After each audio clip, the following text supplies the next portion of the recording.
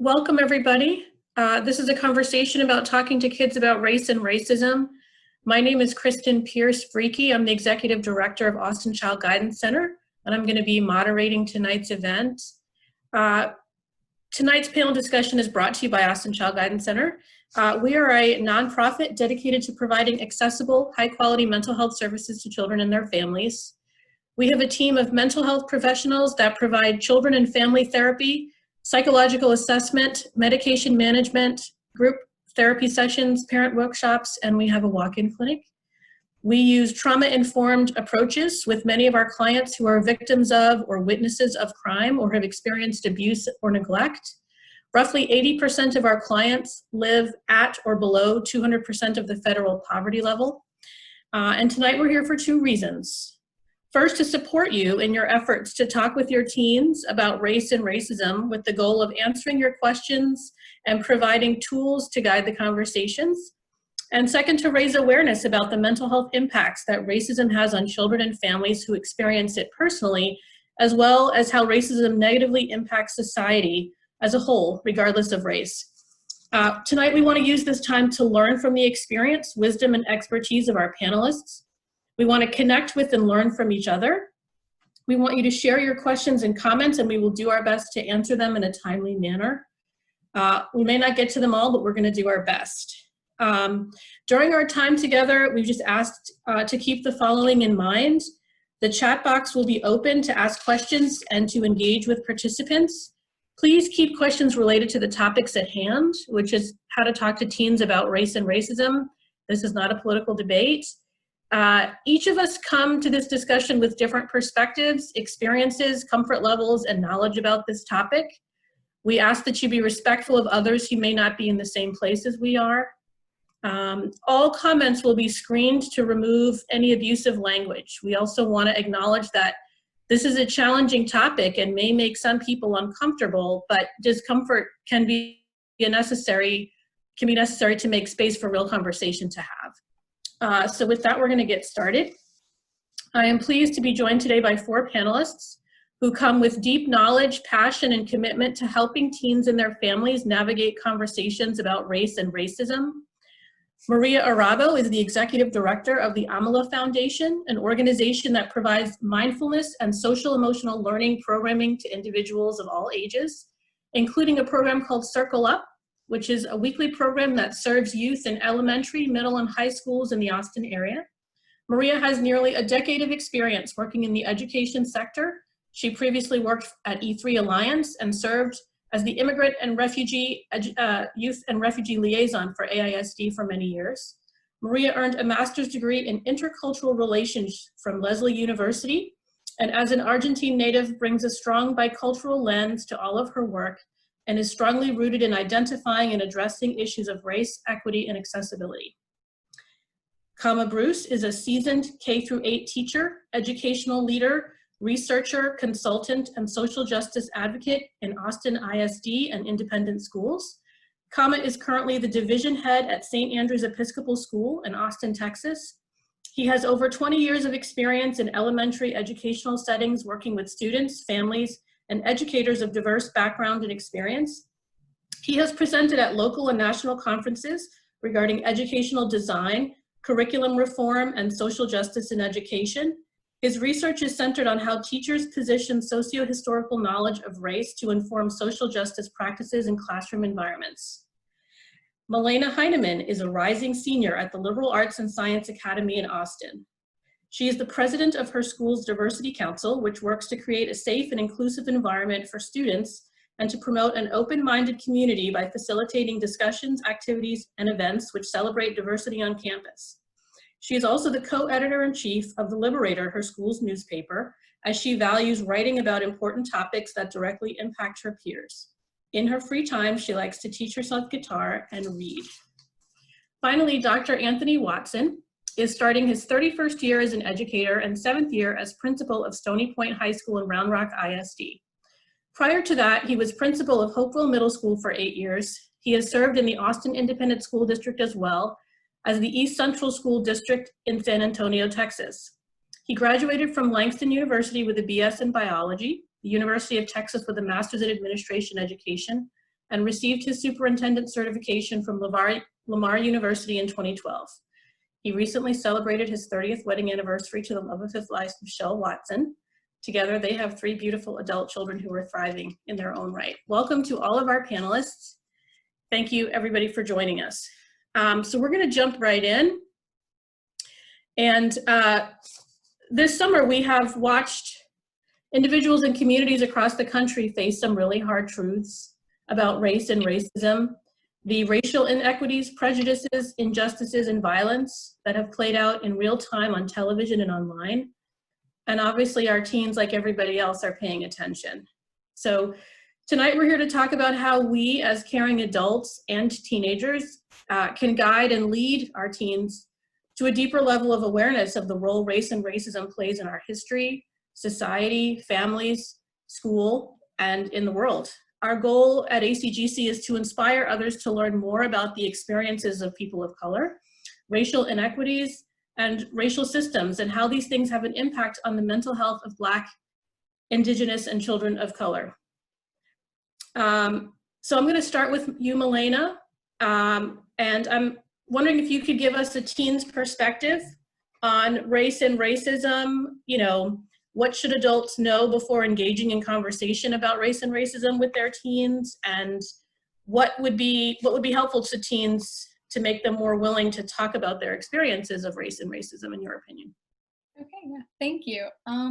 As teenagers, we live in this age where social movements take place in person, but predominantly through technology and social media. And that means that we can potentially be exposed to an onslaught of information, opinions, and sometimes graphic violence that can be difficult to conceptualize on our own.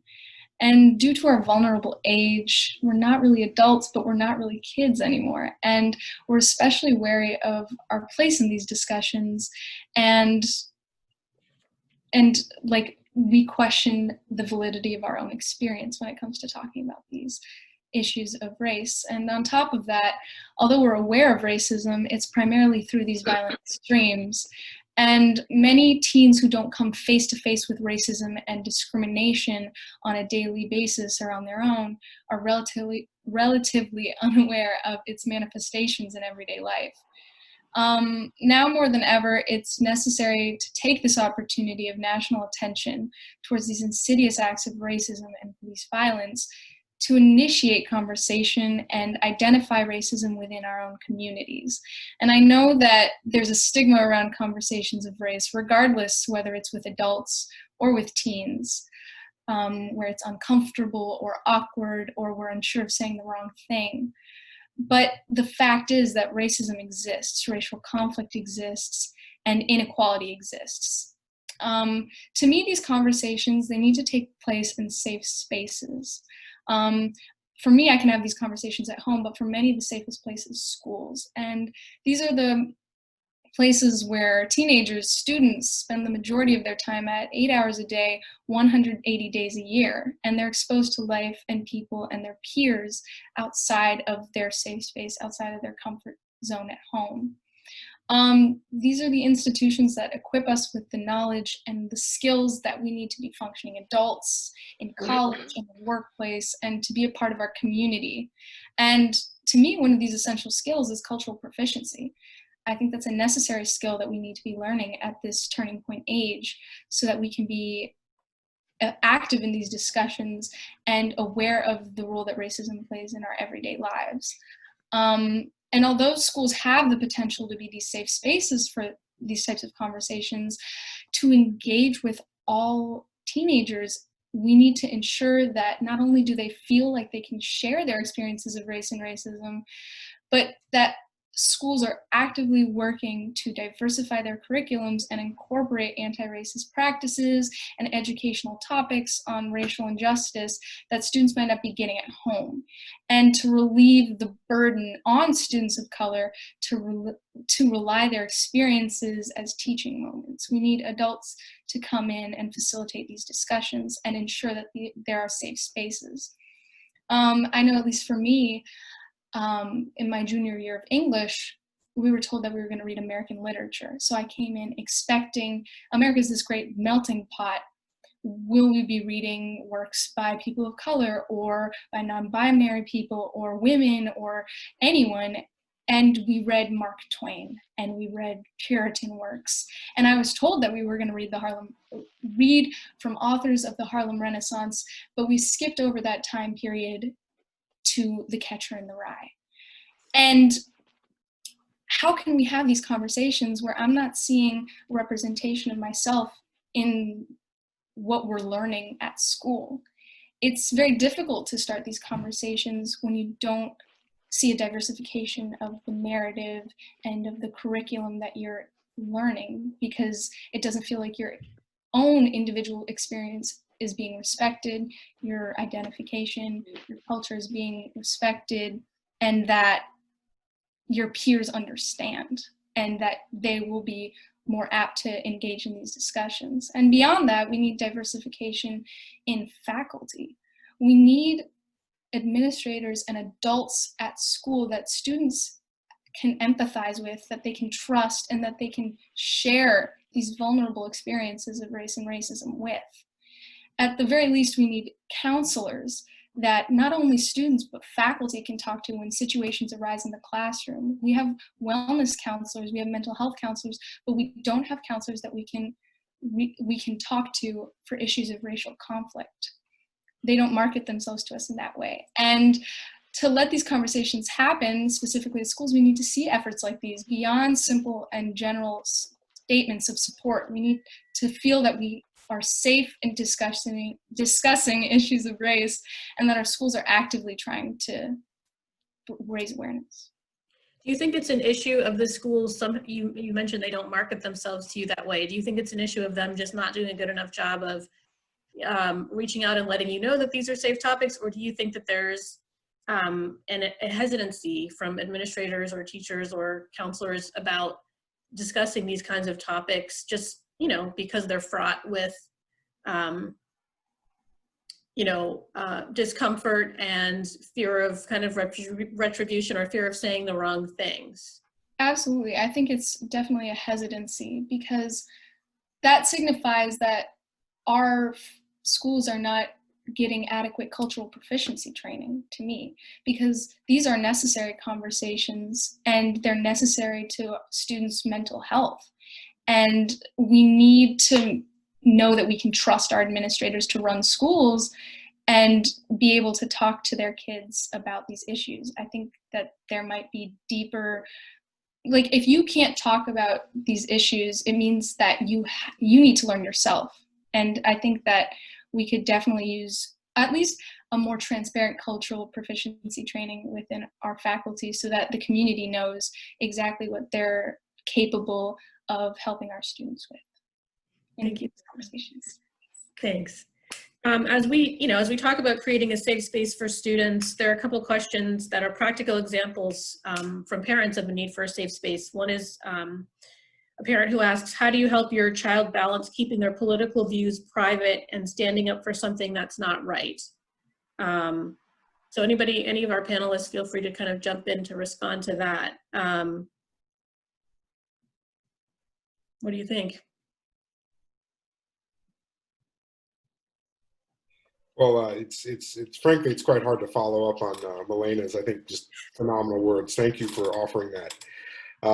In regards to sort of guarded political views, and I know that certainly our current climate is not only polarized, but extremely fraught with flattening people's perspectives, right? So, you often will hear in the discourse, someone is either, conservative or liberal, and that is really flattened and overly simplified. And so I think one of the best ways to equip your teen to engage in discourse, which I think is a tenet of being an informed citizen, is to isolate issues and talk about issues absent of political affiliation, and talk about why those issues are important.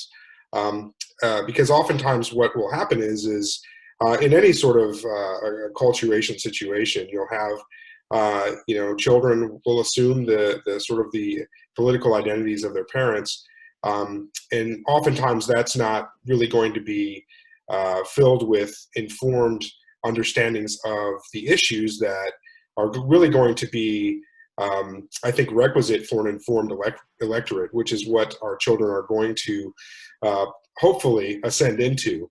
And so ideally training them to start to talk about issues and really celebrating that, talking about both sides of the issues and approaching it from a space of empathy, I think is a wonderful skill to model. And it's a great way to fill in gaps and to do research as an informed citizen and model that for your teen. Because, you know, teenagers are you know, really have the world at their fingertips. There's so much information coming at them on a daily basis. And as Milena said, from their peers, from internet-based sources, from social media, they're getting a lot of different information. And to be able to evaluate that information in an informed way and incorporate that into their schema is going to be a lifelong skill as an informed citizen. Thank you for that. Another question was submitted by a teen who asked, what do I do when I see someone being bullied and I feel that part of it has to do with race? I think this is a question about how to handle something like this that happens likely in a school setting, but I guess in any setting as well. Any of the panelists? If I could, we have the statement, see something, say something. And I know sometimes kids say, well, if I say something, it'll go to worse for me. But there has to be an adult that you trust, whether it be a teacher, whether it be a counselor, whether it be an administrator, that as you pass through the day, we have an anonymous alert system at our campus. Our kids use it religiously, and they let us know when people are being mistreated. They'll give us a date, a time, so we can find a camera that can give the information that keeps that kid out of harm's way, but they give them an opportunity to really do the right thing. And we do practice confidentiality. We do keep our kids' identities secret. We don't advertise who spoke to us. We address the issue that they spoke about. So a lot of times, if you see that bullying going on, you know, you can talk to a teacher, you can talk to your counselor or your principal. If you know, we don't sit in our offices. We walk the halls constantly. And a lot of times kids will walk up to us and just whisper in here, Mr. Watson, I need you to call me out of class next period. Can you call me? I need to tell you something. And I'll call them out and they'll just be honest about it. And then, you know, when we send them back, we don't know the name of the kid who talked to me. It's not important. I don't talk about that part. But I think as adults, we need to let our kids know that they can trust us to do the right thing without, as an adult, putting the kid out there and exposing them to be the reason why we knew or know what we know. And that's one of the practices we use at our campus. And our kids have learned to trust it, and they've learned to realize that we are there to protect them as well while they're trying to do what's right for their classmates if they see something like that happening. Thank you so much for that. By the way, if any of you are tuning in, have other opinions or questions, please be sure to let us know through your comments in the chat box. Before we move on, did any of the panelists want to address that question as well? I think going back to what Dr. Watson said is, you know, asking your teen, you know, who are your safe adults at school? I think is a really just important question, and that intrinsically teens are going to lean on each other a lot more than necessarily adults, but finding out where those safe connections exist, and even if those safe connections are happening, is the first step. And I think it's just important that your child understands that there are adults out there that want to connect. And if you're not finding, you know, a positive answer to that question when you ask it, reaching out to the school to start to lean on the school to make sure that those connections can be made. Because I know that sometimes, you know, high school, middle school in particular can be really isolating times for teens, especially if they don't feel seen. So that invisibility is a really big challenge, and making sure that you're working in partnership with the school to bypass that invisibility, to make sure that self-advocacy and assertion can play into your child's identity-making experience in the middle years. Thank you for that. One of the issues Milena brought up is the need for an adult to be secure enough to share their personal experiences instead of stating general or non-confrontational opinions. And that speaks to the desire to engage with adults in an authentic and confident conversation. So Kama, I'm going to ask you to start us off. What should an adult do to help a teen wade through the history of race in America, the racial inequities and violence, and the systemic racism that we're seeing in such a public way? And I know that's a mouthful, but specifically, you know, what can be done at schools to facilitate conversations and systems that are safe for all students? And, you know, Parents are wanting to know how can they become more knowledgeable to help their kids and incorporate anti-racism discussions, especially in homogeneous and privileged schools or communities. Well, I'd say if we just take a look at sort of schools in context, that will help us a little bit more in understanding why, being an activist parent can be really helpful in this regard. Schools, sort of by their nature, are going to present middle-class, white, Protestant normativity. And, I don't necessarily say that to leverage any specific value on that, but rather that just statistically, that's the type of environment that the faculty and sort of teaching core in American schools are going to represent. And as a result of that, what you're going to see is, I think, something similar to what Milena talked about, which was that, you're going to see teachers teaching what they were taught. So teaching Catcher in the Rye, because I was taught Catcher in the Rye in high school, would be an easy default because it's something that's comfortable and safe and allows me to dig deep into my own knowledge well. And so recognizing that in order to get to an anti-racist curriculum or get to an activist, social justice-oriented curriculum at a school, you first need to get to educators that recognize their own gaps in knowledge, and that the American curriculum has always been a battlefront of specific ideologies and a battlefront of historical narratives that have classically omitted the stories of those that have been oppressed. And so you need to have activist educators, and to do that, you also need to have educational administrators and school districts and independent schools that are willing to lean into hiring faculty members, staffers of diverse background and perspective that can challenge the curriculum in a way that's going to be productive and safe for students. And I think that that's one big step, is recognizing that schools writ large are going to be sites and locations of reproduction, and a very specific reproduction of ideas. And Dr. Watson will talk about this a little bit later, about how his school has sort of confronted and challenged this. Additionally, when we think about anti-racism, you can't get there until you're able to recognize race. And race is salient as a social construct in this nation. Race has been part and parcel, the foundational material that has led us to this day and the complexity of this day. And we don't get there by, assuming that, we're not racist. We get there by recognizing that race is going to have implications. Race has very real material and emotional consequences to it. And that in recognizing that and recognizing my own part in that, then I can start to move into an anti-racist perspective. But I can't get there until I'm able to recognize race and racism. And so asking those questions of a school, asking those questions of any sort of system, even your system at home, is going to be deeply important. So when we think about leveraging a question of how do I as an adult, grapple with the idea of race and my understanding of racial identities in this nation? How do I as an adult grapple with the idea of racialized histories in this nation? How do I as an adult grapple with racialized violence in this nation?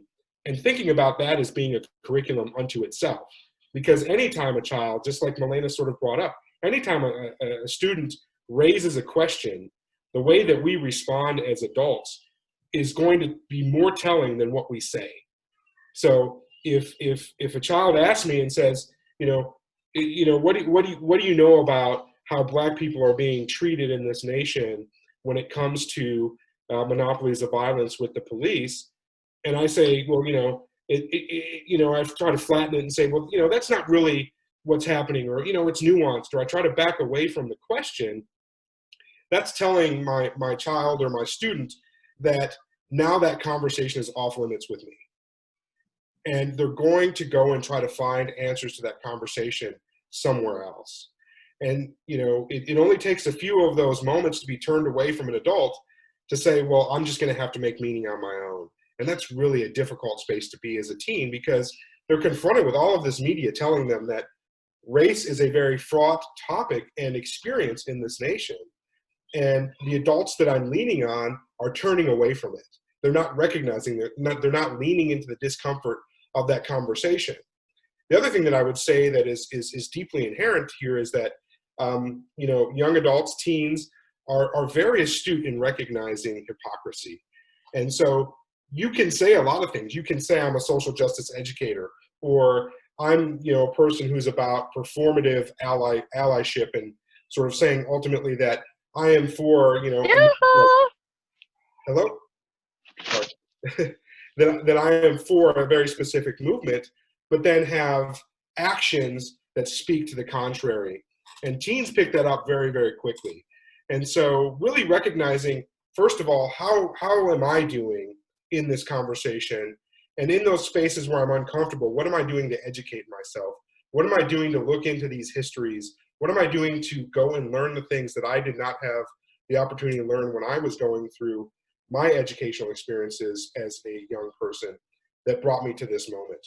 And so, you know, then moving a little bit further about sort of how do we synthesize these discussions, a lot of it, I think, goes back to that idea of what are you doing with your child, with your student, to demonstrate that you are willing to lean into those spaces that are messy and challenging, and perhaps push on a lot of the things that are associated with American exceptionalism.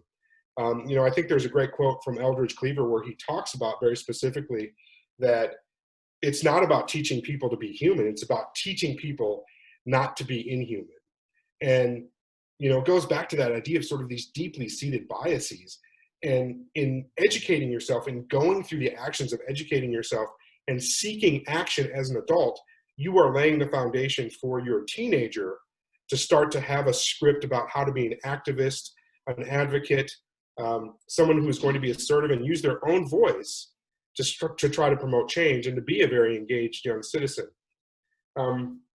And then lastly, you know, when we think about parents and anti-racist values, especially in a situation where perhaps you're looking at a moment where you've got family members or, you know, members of your immediate community that are going to maybe present racist views or tropes, the thing that I would say there is, you know, children are going to encounter racism, and children are going to be either complicit or maybe potentially be an activist in the face of racism. But for that to happen, you know, we have to be able to give them the histories and give them access to those histories so that they have a schema to interpret and understand when something racist is occurring and call that out. And it doesn't matter if that person is a relative or someone in sort of the immediate sort of, you know, relation or kinship to the family, but rather equipping your teen with the ability to recognize racism and then evaluate how that's going to play in that relationship is going to be deeply important. Because sometimes it's when someone is really close, you feel inclined to ask that question and say, hey, you know, you talked about, you know, why you wanted to fly the Confederate flag. Tell me why you feel like that's something that represents part of your identity, when I also know historically that the Confederate flag was potentially a very treasonous action about, you know, enslaving other people. You know, that's a great conversation a teen can have with a relative that you don't necessarily have to have as an adult, but your teen can then ask that question and try to incorporate that answer into their scaffolding and say, you know what, I really disagree with you, but I still recognize you're a family member, but I can disagree with you on that because I have this other history to draw on that tells me that, you know, there's certain elements of that don't fit, that don't feel right. And, you know, teens are, you know, I said, you know, they're young adults, they're growing into this, and they're looking for those opportunities to practice these skills that we're modeling as adults. This is great. And there was a follow-up from someone in the text box asking those involved in the school system, could somebody speak to what Milena mentioned earlier about steps towards cultural proficiency in educational systems? If I may. The school districts will try their best to do diversity training. We'll try our best to give our teachers the professional development to introduce that. I think where we lack, we have a professional development in August. And once that professional development is over, that box has been checked and we don't visit until the following August. I think we need to do a better job of following up, a better job of ongoing revisiting in our faculty meetings, ongoing revisiting to make sure that we are culturally proficient, have an open dialogue door. So if some teacher or some administrator doesn't understand, they're not vilified for the lack of understanding, but they're embraced because they've asked to be able to be helped in their understanding. We had a conversation today and the lady said, I need help. I don't know what to do. I don't understand. And it was a rich conversation that allowed 6 to 7 other teachers to share their experiences. And at the end of the dialogue, she simply said, I never thought of it that way. Thank you. And I know now how to better help my students that I serve, because they gave her a perspective that she didn't have. So I really feel like the dialogue, the knowing that it is there, and you know, there's a TED talk that says good is not good enough. We should strive for better. It's amazing because if you're in the majority, it's good. And you feel like there's no room for growth because it's good. Well, the problem is you have the same view. So of course it's good to you, but it may not be good to the people that are impacted by it. So if we're trying to become better, we want to have an open mind that we will always be able to learn more, be willing to receive, that other cultures are not being given the same respect and due respect that they deserve to be heard and to be learned, so they don't have to be feared. They don't have to be feared. They can be respected as people and human beings first. And then we can get into our differences, because we all are different. Even within the same race and culture, we're different. So that's one thing we're trying to work with our teachers. And I'll get into later about what our teachers decided to do. And Round Rock may not be the mecca of doing this, but we do have a population in Round Rock who wants to do what's best for the kids as far as the cultural proficiency is concerned. And as a district, we're working to try to make that a reality for more teachers than we were doing 10 years ago. Well, I appreciate that. And there's a comment in the chat box that I'm going to mention it now, but we can revisit it later, Dr. Watson, when we get to your section. But there's a comment, Dan says, teachers, especially in public school, need support from above, I think meaning the panelists. They are vulnerable to attack from parents who disagree with their wish to engage students in these necessary but difficult discussions. If those conversations aren't sanctioned by central district administration, the teachers can find themselves out there in the wind. So obviously there are some factors that are impacting teachers feeling around safety themselves, around whether or not they can have these discussions. So I'm going to mention that now, but I definitely want to revisit that when we get to that section. But one of the areas that often gets lost in the complexity of race is acknowledging some specific mental health impacts of race and racism on children of color, and also other children who witness these acts. Racism and perceived racism in children is associated with depression, low self-worth, and anxiety in preteens and adolescents. Toxic stress is a real thing. Adverse physical and psychological health outcomes, such as for physical health, chronic diseases, substance abuse, etc., can have impacts throughout a child's life. So for many teens, the middle and high school years are when some of these traumas begin to really manifest. So I wanted to direct this to you, Maria. You've worked with a lot of immigrants and children of color for a long time. Can you talk a little bit about how you have seen overt and covert racism impact the mental health of these children and families? Absolutely, and thank you to all who've made comments thus far. So much of what you've said, I'm going to try to incorporate because it's so palpable. But I used to work with a lot of families, especially from immigrant backgrounds, but also from international countries, refugee families from Iraq, from Afghanistan, from Africa, West Africa, as well as Myanmar. And it was pretty devastating to see how many of the micro and macroaggressions played out in the educational system at pretty much every single level. And I'm talking from the moment a student walked into the front office, to the registration process, to how they were welcomed in a classroom, to any kind of disciplinary issues. And what was particularly devastating is that for many of these families, this was a new experience that they couldn't quite pinpoint or have the language for. Many of our, I would say, American-born families have had these conversations or have heard about racism. For many of the families I was working with, they couldn't understand what the experiences were that they were having.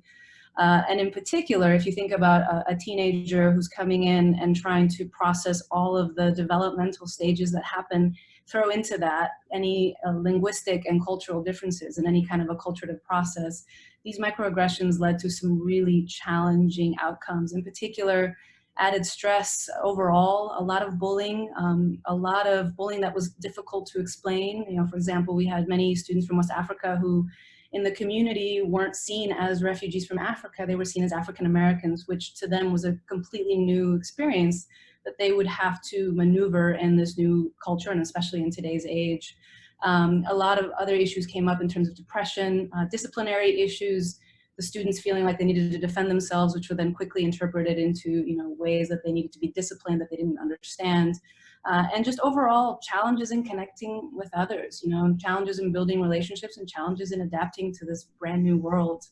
I think it's also really important to remember that whether you're an immigrant, a refugee, an individual of color, born and raised here, trauma lives in our bodies for a long time and is routinely passed from person to person, generation to generation. And I'm currently reading a book, My Grandmother's Hands, through our organization. We're doing a book club, and the author specifically talks about this, that it happens through genetics, through culture, through family structures and biochemistry. And so there's so many reasons, as if we needed another reason, to make sure that we are, as educators and in any kind of system, but especially the educational system where we're dealing with the development of youth and the development of the future, to really start to look at how we use our language, how we connect with each other, the small and slight things that we say. I mean, many of my students would wear hijabs and didn't understand why that was such an issue and why their presence created such fear in many of the other classmates. And how do you explain the history? How do you explain 9/11 to a 12-year-old child from Afghanistan?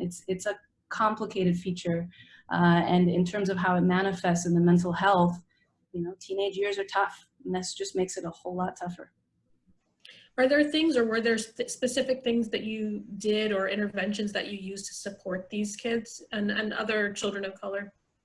Yes, honestly, we'd had a huge orientation process when students would come into the country and into our specific education system in Austin Independent School District, where I had led this work.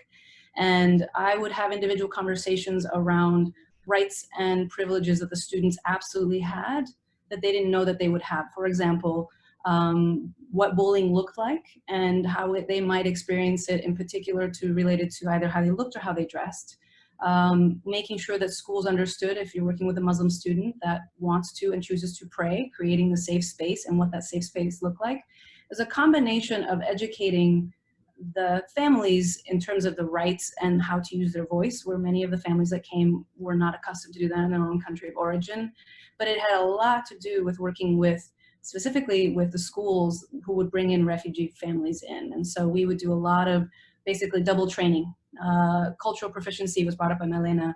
That was a really big piece of what we did, because cultural proficiency in the US is often just a discussion of, we'll say, individuals of color and African-American experience, but a lot of times we'll say refugee experience, individuals from completely different cultures and customs are not entirely understood or explained when we're doing cultural proficiency. So even linguistic differences and even what certain language and terms could mean in other languages. It was all a big piece of how we worked with the district, but also individually with teachers and schools that were really taking in a lot of refugee families at that time. So when we talk about children of color or biracial children or children that are ethnically ambiguous, or and who are facing all the things that you're talking about in terms of feeling different, feeling like people are not, communicating and using microaggressions and things. So, but when they're existing in mostly white spaces, like in school or like in Austin in general, right? How do we address issues around self-esteem and helping them to use their voice in those kinds of circumstances? Yeah, that's a great question. I can't say more about this, and I think everyone has already spoken to it, but making sure that you have done your own work and that you really understand and have unpacked whatever it is that you're bringing to the table. I mean, I do agree that kids can see the hypocrisy. They can read right through you in the most beautiful of ways.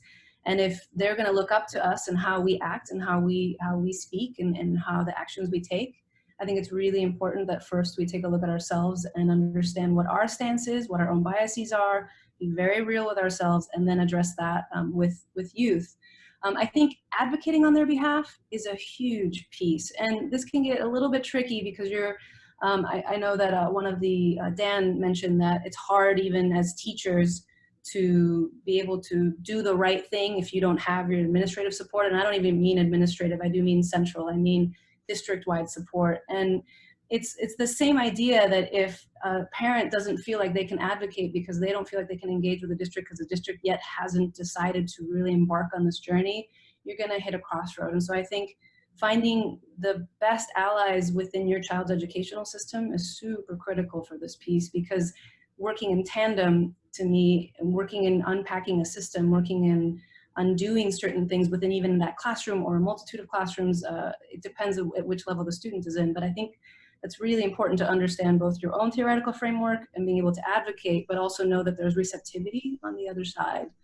I do think that talking with your kids openly and honestly about this, about the fact that they are going to experience discrimination, that finding that ways that are age appropriate is critical, but also not overlooking or being afraid to have those conversations, especially, you know, with students, biracial children will often experience it on a daily basis and may over-identify with one particular ethnic identity than others, depending on the different development stage that they're at. You're going to have to address those questions of why was I treated differently, or why were you treated differently at the grocery store, at the school, by this administrator, in any context. And again, I can't say this enough, but when you normalize conversations about race, it's really the very, very first step to actually getting into making any kind of change and any traction and changing a system. Because what we're looking at is systemic racism. It's a system. It starts from the very beginning, from the history of the United States, from the history of my own country as well. And unless you can begin to have that dialogue and dig in and find ways to get through the difficulty that sometimes arises, I don't think you can get very far. And ultimately, I will say this not because it's ACGC, but because I really believe in this. Sometimes you need professional support. Sometimes you need mental health support or mental wellness, however you want to word it, where you can get guidance and structure on how to address these things, because ultimately, this leads to trauma. This leads to a traumatized youth. And unless you address it head on, both with the system, but also with the student, I think it's pretty dangerous to ignore. Thank you, Maria. I know that, so this is a question that came up in a previous panel. It was, how can parents support their biracial children process feelings when one parent is treated differently than the other?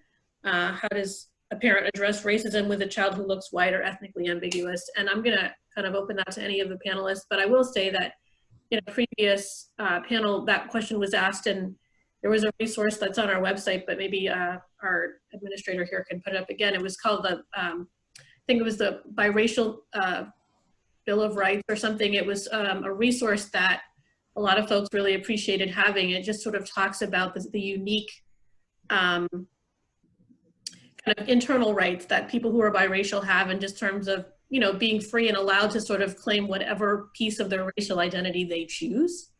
And it's a really, I thought, a really kind of thoughtful resource that we will share again in our chat box, and it's definitely on our website. But I wanted to know if, Melina, we haven't heard from you in a while, or if any other panelists want to address issues around how to talk to kids who are biracial. Actually, this is something very important to me because I am a biracial kid. My dad is white and my mom is East African. She's Ethiopian. And it's something that I struggle with a lot. I mean, I constantly am reminded of the disparity in how each of my parents are treated. I know all these random facts. I know about the history of interracial marriage in the US that, I mean, one of the last states to repeal its ban, which was in books, of interracial marriage was in 2000. So this is something that affects my life on a daily basis. And yeah, it's really difficult because we're not, sometimes if we look ethnically ambiguous like I do, it's difficult to identify with either parent sometimes because, I mean, I'm constantly, yes, like I am affected by colorism because my skin is lighter, but I'm constantly facing this kind of exotification of my appearance, and I'm constantly being approached by people who ask me, oh, where are you from? Oh, your skin, it's so beautiful and light, or, oh, can I touch your hair? And it's really difficult to process these feelings. And my parents have been incredibly supportive of me in not making me choose which side I have to identify with the most. I go through instances of racism that neither of them understand, and they go through instances that I don't understand. And we have a very open discourse at my house, and we talk about these things all the time. And it instills in me a feeling of pride in being biracial. I've struggled for a long time, but now I'm very proud. I'm 100% Ethiopian, but I'm 100% white too. And it's a unique position, and one that's misrepresented and misunderstood a lot. But I think it's really important to instill in your kid a sense of pride in who they are and where they come from, and a wholehearted acceptance from both sides. So. Thank you for sharing that.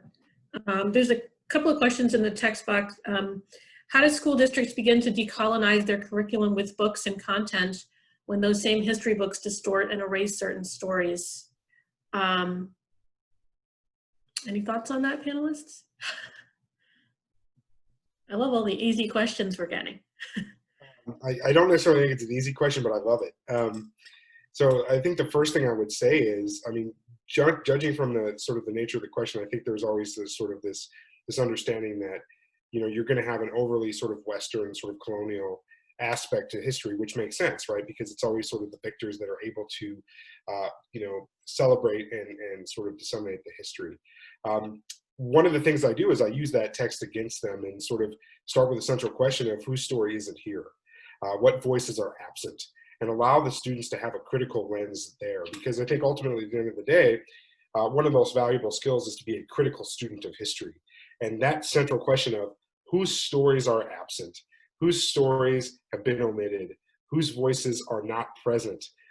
Starting with that indictment of any text is always a great step forward. And, you know, I always found my students in the middle school years really salivating over that question because it allowed them to sort of then start to ask some of the very critical questions that teenagers always love to ask, which is about challenging authority and sort of saying, well, how do you know that this is the central truth? And then they start to find out that there are a lot of different truths that are not included.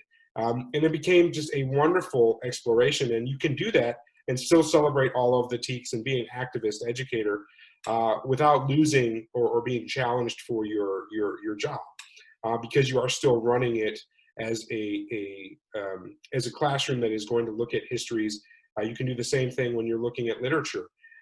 You don't have to be the sole curator of your curriculum. You can start to ask students to curate aspects of their own journey. They can bring in text, they can bring in musical samples, different aspects that are going to celebrate different cultural perspectives that are associated with different time periods. And you can do that in any of those humanities courses.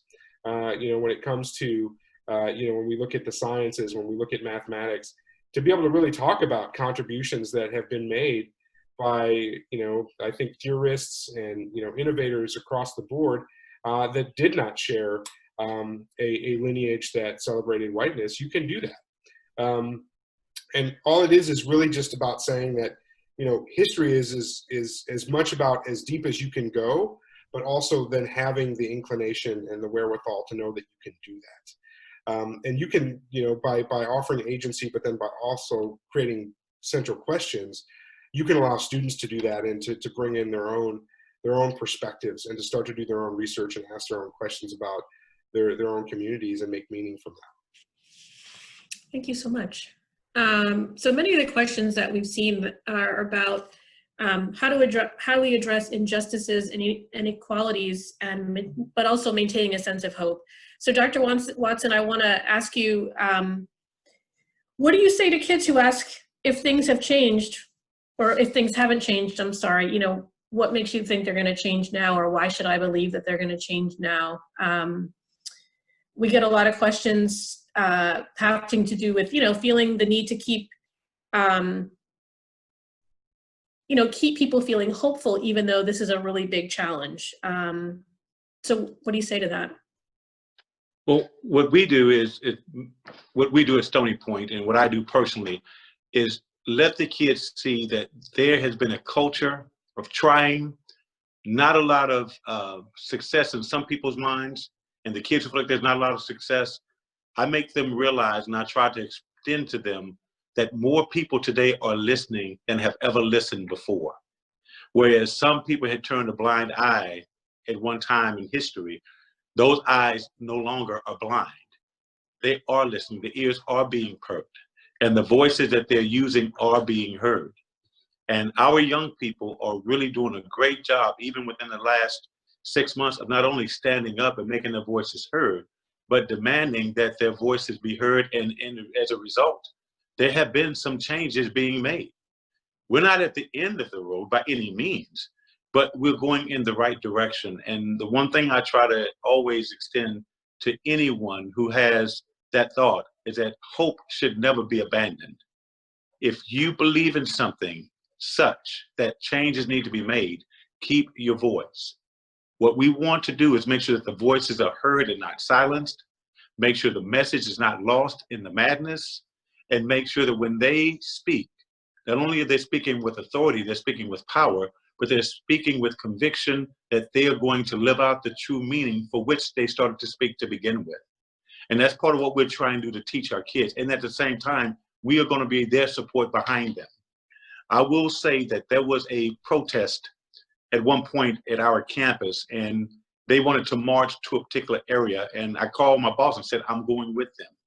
Not to lead them, but to make sure that they're safe while they're using those voices. And if those voices were not in the same vein that they intended, to help guide them to see, wait a minute, why did we come? Why are you here? Maintain the message. And not only did they maintain the message, they got things accomplished, and they felt vindicated at the end of that protest, because what they did worked, and there was some changes made in the office that they marched to. So we try to tell our kids, it's okay if it doesn't look like it's changing. I know it's a microwave mentality. You want it today. It's small pieces that cause that elephant to be consumed. And if they're willing to do the small pieces and to continue it, it may not happen immediately, but it will happen for the culture and for the generation that they have a hope for. And that's what we try to keep trying to focus on, and we keep encouraging them, and we do want them to have voice. We don't want to take that voice away from them. So that's one thing we encourage. We want you to have a voice. Thank you so much. As for, in your opinion, you know, as a parent, if I'm interested in getting my child's school district to move towards more equality and justice, what are some specific questions that I need to be asking of educators and the school district so that I can get a better sense for, you know, the environment in which I'm putting my child in? Well, I'll be honest with you, if I may. I don't want to seem like I'm taking all of the airtime, but I will say this. If you go to a campus, ask to speak to their principal, ask them, what is your makeup of your staff? Ask them, may I see your discipline data to see if there's any disparities by origin, race, whatever the case may be. What are you doing to ensure that all of the diversity is being practiced? What are you doing to make sure that your staff is being educated so the cultural proficiency is rising? Are we good with the status quo, or are we valuing all kids that are on this campus? If those answers are, well, we don't know yet, well, we're not working on that, then that may not be the school you want your child to attend.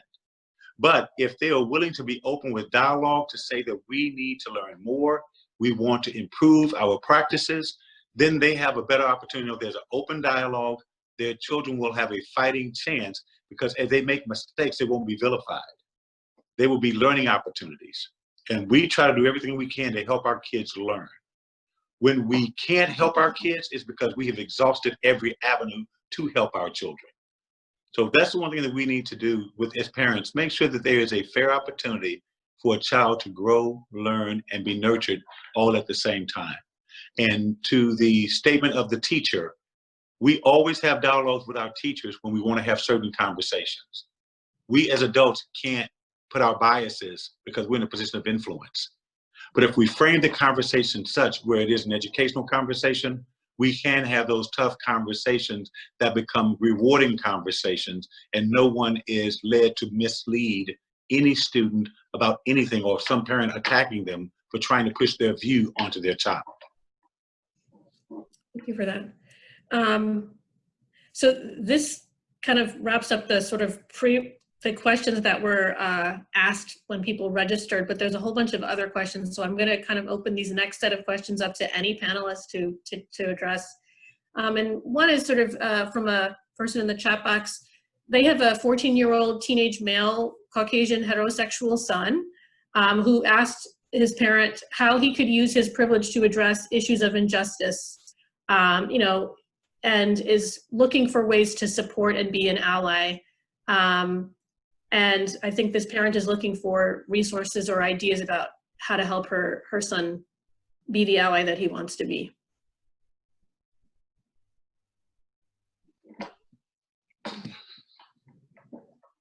Can I? Oh, go ahead, Dr. Watt. Okay. There is something I call a wildebeest mentality. Whenever a lion attacks a wildebeest, the rest of them stand around and watch their comrade get eaten, and then just walk about their business. Don't have a wildebeest mentality. If something is wrong, find an adult that you trust to say something to help those that are being victimized get the justice that they deserve and get the help that they need. If you have predators walking around at schools doing something to victimize people purposefully, that needs to be addressed. But if we don't know, we can't address anything. So we have a statement, see something, say something, but we have to put them in a safe environment where when they say something, they won't be penalized for doing what's right and being an advocate. Somebody said, well, I have white privilege, so it doesn't affect me. Well, you don't have to apologize for having white privilege, but I would ask that you do the right thing when you see the wrong thing being done. So if there's an injustice, we ask that you stand for all, that they can be treated fairly and equally. That's what we ask for. And I think that's the one thing that we can strive to try to become. There has to be a trusted counselor, a trusted teacher. There has to be someone, even a trusted parent, that can shoot an email to an administrator to give us a heads up that something is going on at our campus that we can address. Those administrators who fail to address it or are not willing to address it don't need to be administrators. They need to be moved. They don't deserve that position. We're in a position to be able to protect kids. We should take that to heart and do everything we can to make sure all students are given the fair opportunity to be heard and be valued. Thank you for that. As the moderator, I don't usually jump in. Maybe once or twice in these panels, I will kind of address something, which I'm about to do right now. Just another perspective in response to this parent. I do think that if you have a Caucasian child that's looking to be an advocate for their peers and their friends that are of color, I think sometimes instilling in your child the awareness that, as an example, if you go to ACL or you go to a concert and you're in a group of friends and some of your friends are of color, some of the things that you might naturally do as a, it might be something like littering, or it might be something like, smoking or whatever. I mean, just the understanding that that might not go over the same way for your buddy who is a person of color as it might for you. Or if you're going to a party and you're out late driving at night, you have a teenager that drives. Driving home from a party at 11 o'clock for the average Caucasian male or female teenager is one thing, but driving home from a party at 11 p.m. for their peer of color is another thing. And so while there's not necessarily anything that your child can do, having that awareness, right? So that it's sort of like, hey, do you need a ride home? Or, just sort of that sense of knowing that that simple thing that might be an everyday occurrence for them is not necessarily going to be so simple or an everyday occurrence for their peer of color. I think same with dating, when I was a kid, interracial dating was really new and kind of novel, and it's great that it's not so much that way anymore. However, there's plenty of Black and brown teenage boys especially who have a Caucasian girlfriend who's 15 and a half and he's 16, and that Black or brown child might get arrested, this is because the parents don't like the fact that their child is dating a boy of color or whatever. And this is not likely to happen if the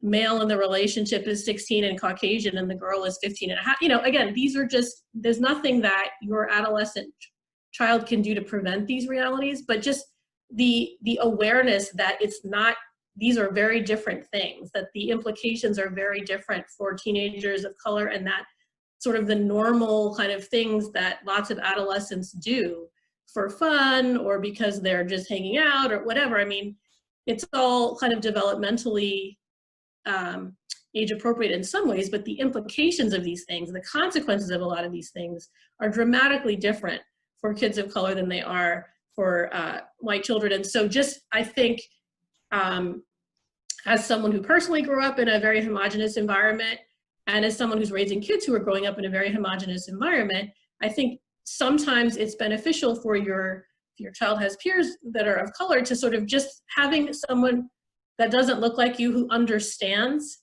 that this is a different experience for them and that these things are much more fraught for them. Everyday things that lots of other kids do, that when they do it, the consequences are much different. I think just being able to have a conversation with somebody where they're recognizing and acknowledge that their experience doing the exact same thing will likely have very different consequences, I think is another way that your child can be an ally. I think that awareness and being able to recognize that their friends have a very different experience, or friends of color, is important.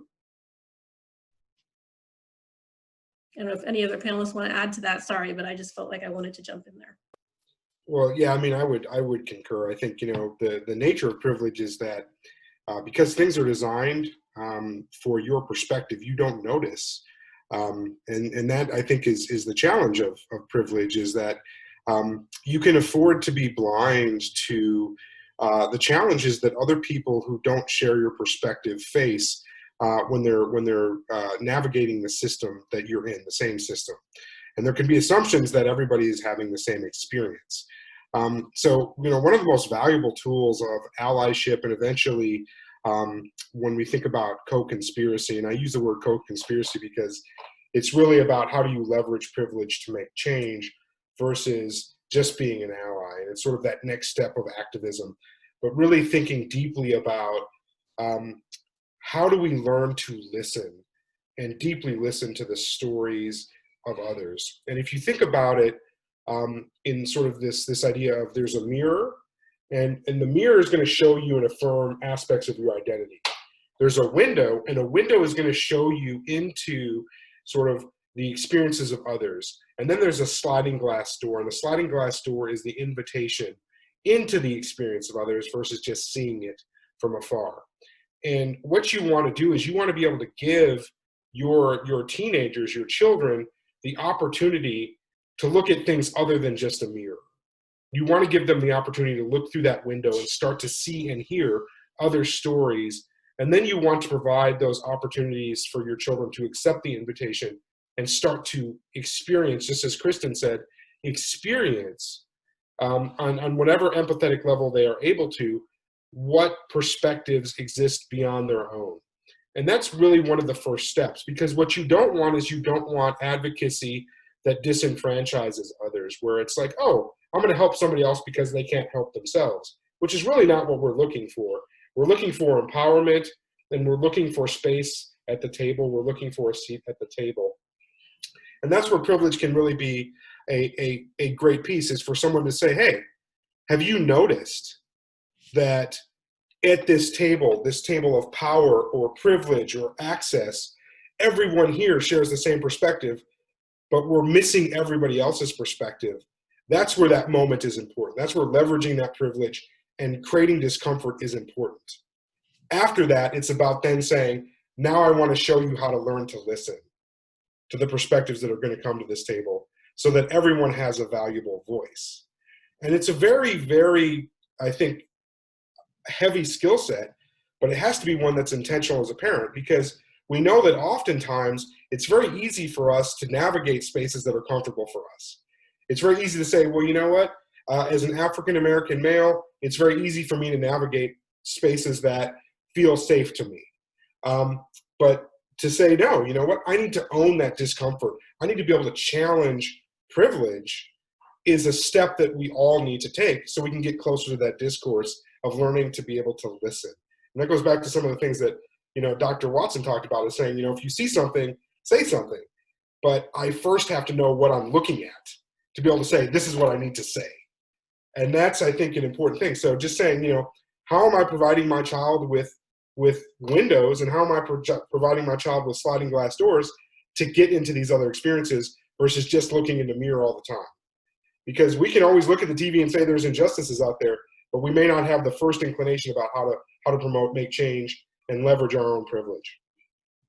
Kama, that's a really great analogy. Thank you for sharing that. There's a question from Elena, which is, are you allowed to use your position as student president, if that's correct, which you can correct that, to address inequities regarding cultural proficiency? And if so, can you offer examples of how you've handled them with school administration or staff?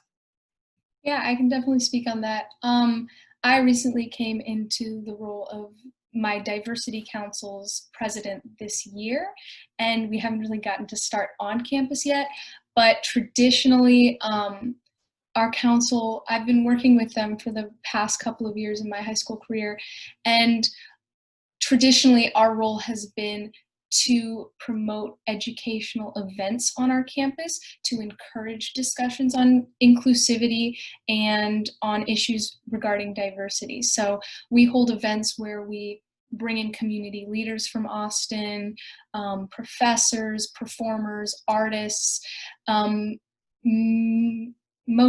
we focus on the community of color in Austin and giving them representation at our school. And we have sessions that students can attend to learn about cultures that they may not before, which is our little version of cultural proficiency that we can provide students with. And we honor all the months like Black History Month, Indigenous Peoples Month, and we try to encourage as much awareness within our student body as possible. However, this year I'm working on creating a bridge between administration and the student body and going where our council hasn't before, because I think that in this time, administration is going to be a lot more receptive to the student body, and the student body has a lot they want to say. And I really want to service them and provide that bridge between both, because I think that these are definitely inadequacies that we need to address. And I've been contacting administration and going into this year looking into some of these things like cultural proficiency.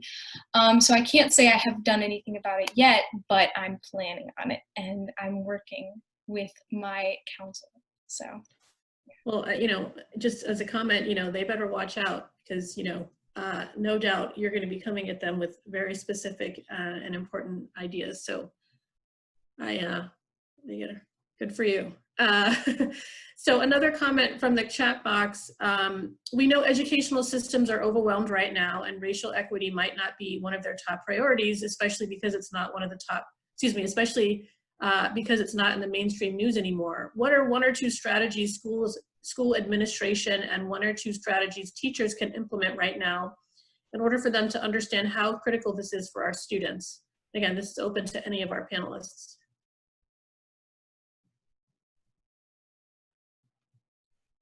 Well, I think for me, it's particularly salient, that while I think a lot of schools are really dealing with the immediacy of the pandemic and how to approach this school year, we're seeing more and more the equity gap and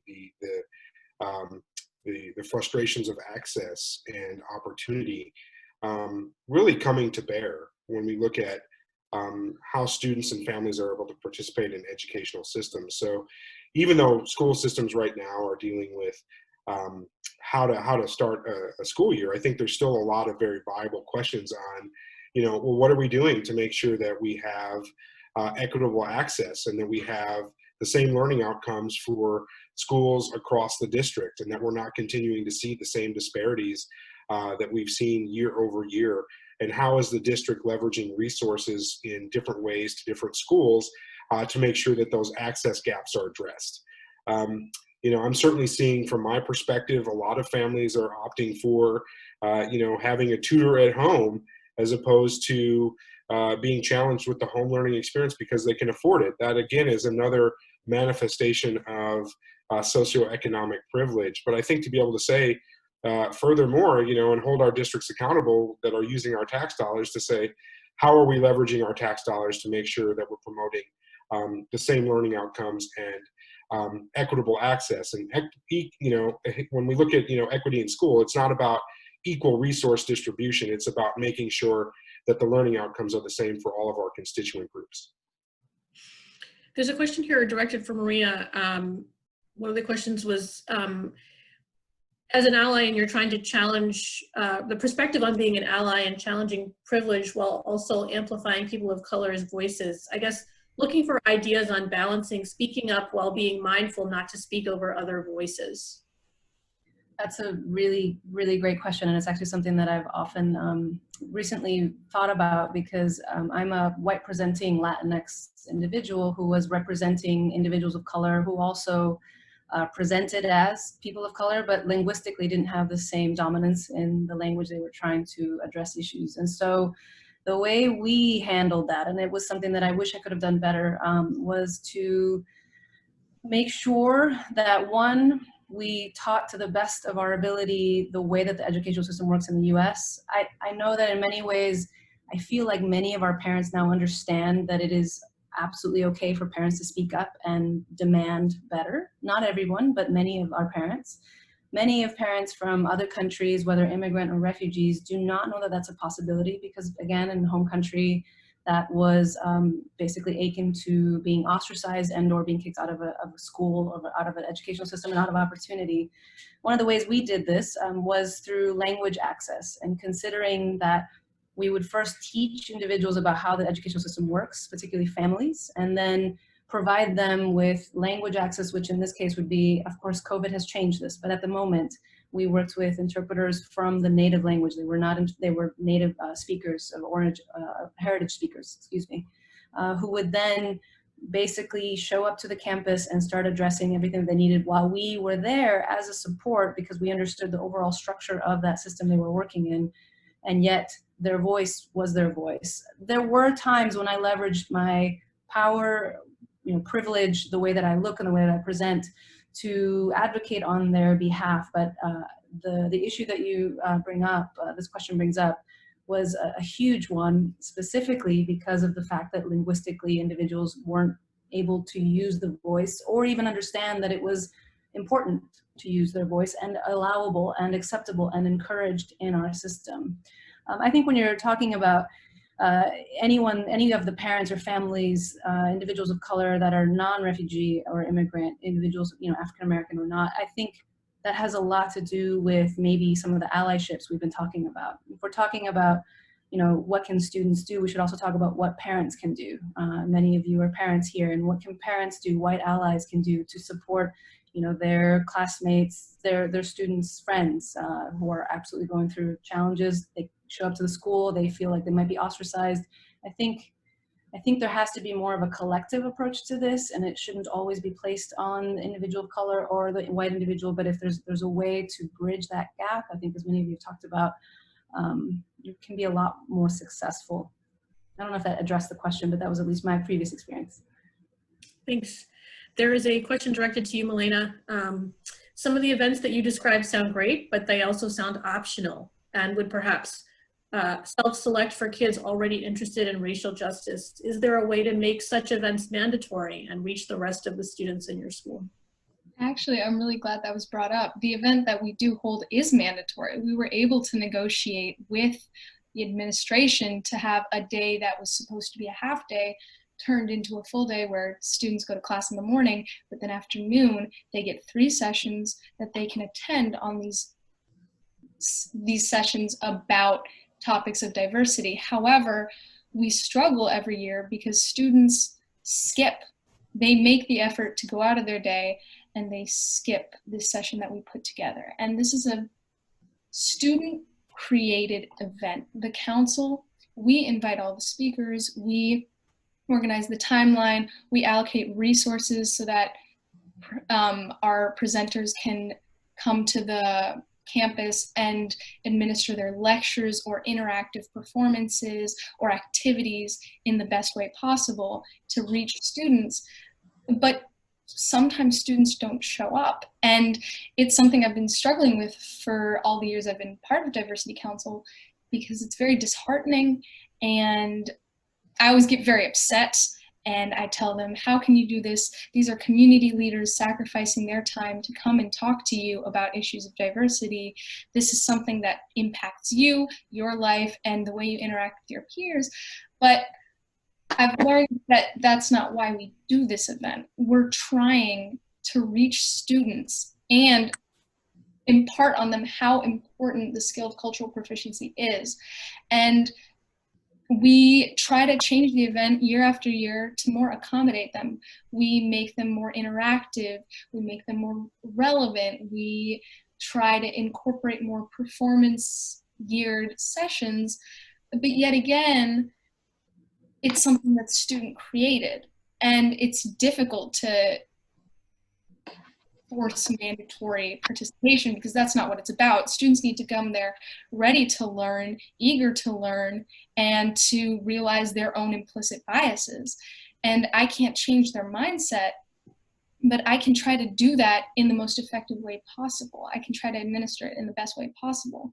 And yeah, it's disheartening. And I wish that our administration was a little bit more forceful on trying to keep these students in. But again, that's not the purpose of the event. We want them to be there voluntarily. And I think that we need our schools to not just let this be something that students lead, but to promote these types of events themselves and invite community leaders and professionals who can talk about these things.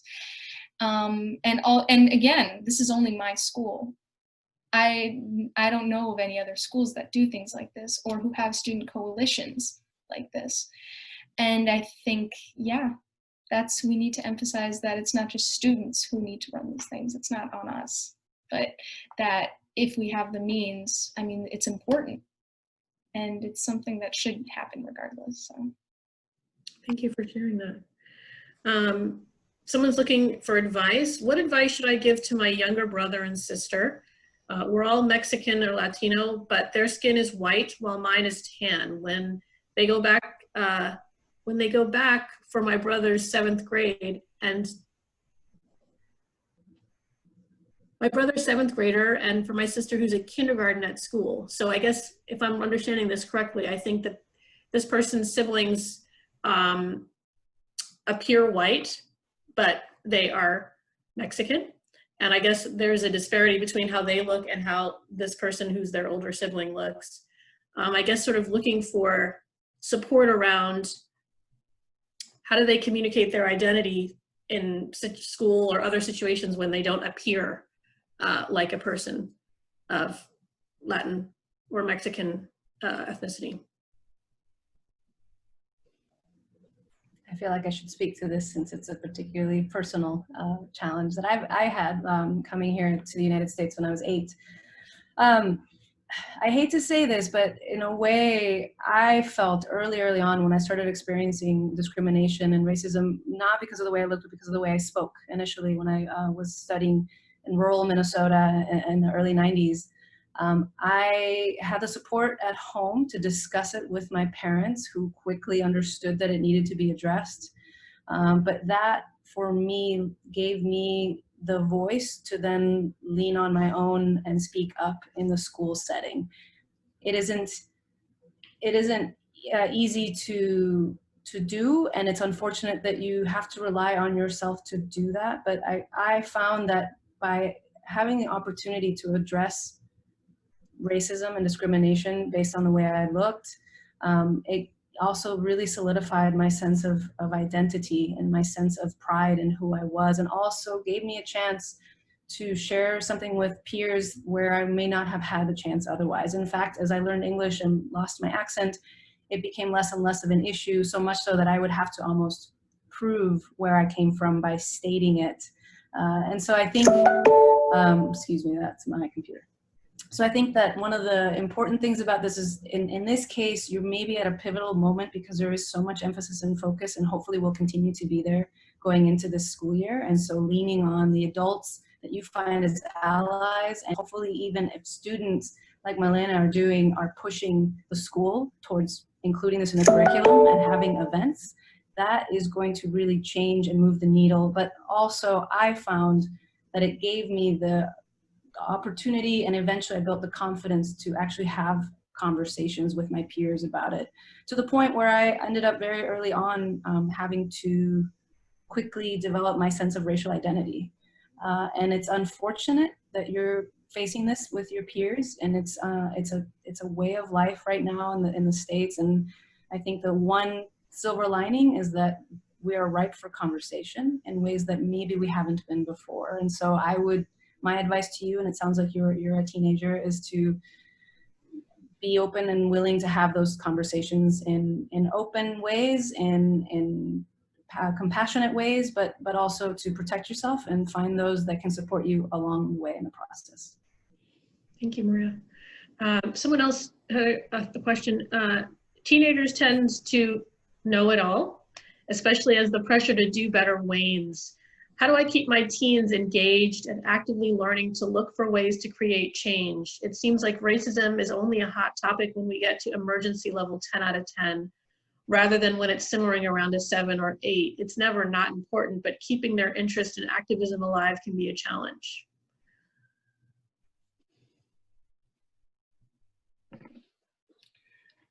I got to say, I think that goes for everybody. I mean, that's one of the biggest concerns that I have, is every time we go through a cycle of outrage, I'm always worried that it's going to wane. It's going to drop out of the media cycle.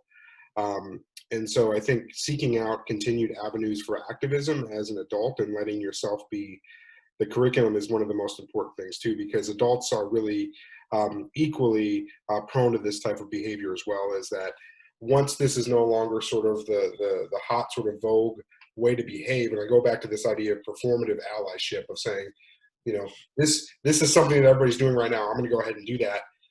But the moment that it wanes, I go ahead and I step back into my bubble of comfort, right? So leaning into our discomfort, owning that, and leveraging our discomfort is the best thing to model, is to say, you know, it's always simmering under the surface, just like we said. If it's constantly at a 7, what sort of systemic attributes do we look at that continue to allow it to be at a 7? And how can we start to lean on those? If it's a matter of, you know, do we do a letter writing campaign? Do we start to focus on other forms of activism when a march isn't available? There's a lot of different ways that we can do that. We can go and register people to vote. There's a lot of things that we can do on the activist side that continue to keep us engaged as citizens, and bringing our teenagers along for that can be such a wonderful experience that allows them to find that powerful voice and advocacy. And I would go ahead. And I would say keep the conversation relevant and keep an adequate temperature of where the kids are, because when they're silent, something is wrong. They're simmering. So we always try to make sure they have a voice. We want them to know their value, and wherever they are, whether it's a 7 or whether it's a 6 or whether it's a 4, whatever the case may be, there's always something that is lurking underneath the surface that you can't see. So we want to make sure that we're always relevant and we don't become numb to anything that is an injustice to anyone. You know, an injustice to anyone is a threat to everyone. And that's the one thing we want to keep our kids. And we have to be relevant, and we have to be mindful at all times that things change at the speed of sound. Things can be okay on Monday, and they can go to heck in a handbasket on Tuesday. So we want them to be prepared to be able to have those conversations and know that everybody has a right for the equal fair treatment and to be treated decently as human beings. We just try to keep the conversation relevant. Even with our teachers, we try to keep the conversation relevant on a daily basis. Thank you for that. Another comment that was in the chat box, many white upper middle class kids in middle and high school lack basic historical knowledge and are not interested in learning about how systemic racism is still influencing the life of people today.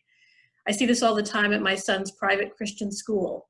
My son is mixed race of first-generation Nigerian and German immigrants. He fits in nobody's box. Curious where a panelist would like to address this. Well, in independent schools in particular, so private schools, because they don't have to adhere to the same standards, there's a lot more leverage you have as a parent.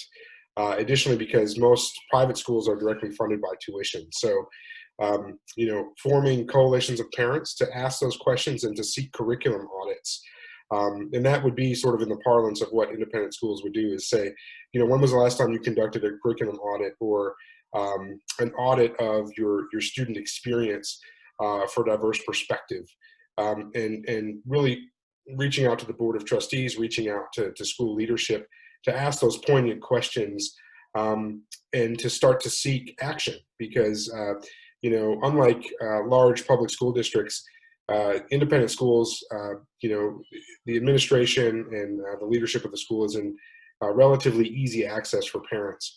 And so finding an audience is a lot quicker. But I would ask for those things and say, we need a curriculum audit. I don't see that this history is really generative or truly representative of the American experience. Thank you for that.